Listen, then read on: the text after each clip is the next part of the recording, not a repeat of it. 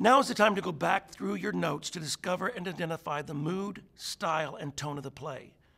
When talking about style, it is important to note that plays typically fall into two general categories: representational and presentational. In representational plays like Barefoot in the Park, staged by Alma High School in Arkansas, the actors carry out the story and the action of the play as if they are unaware they are being watched or spied upon by an audience. In presentational plays, not only are the actors aware of the audience, they often interact with them. Additionally, the audience acknowledges they are involved in a theatrical experience.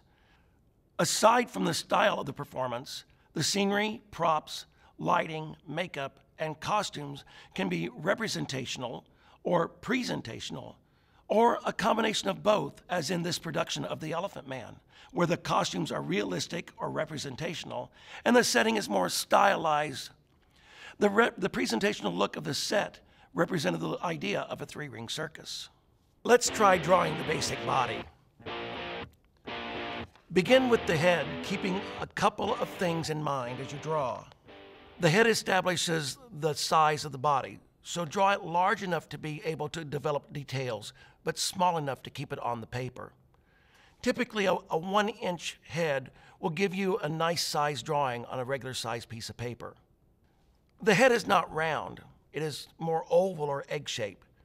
Keep that in mind, or your characters could end up looking like this. Once you have established the size of the head, make some little tick marks to use as references as you continue to draw. As we continue, we are going to think of the body in terms of basic geometric shapes. The chest as a trapezoid sitting on top of the hips, a smaller trapezoid, and the arms and legs are long ovals connected at the bend points, the elbows and knees. Applying clothing to the body. Once you have a solid understanding of proportion, developing an understanding of fabric and how it is affected by everything from weight and texture to body types and gravity will enable you to draw clothing that is believable and appropriate for your characters. One trick that some designers use to interpret the look of a costume is to visualize a selected period in terms of basic geometric shapes. Understanding basic silhouettes and shapes of various time periods helps the designer instantly visualize how a costume should be constructed.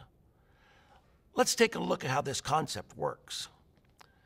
Clothing that hangs straight down from the shoulders create a cylinder or column.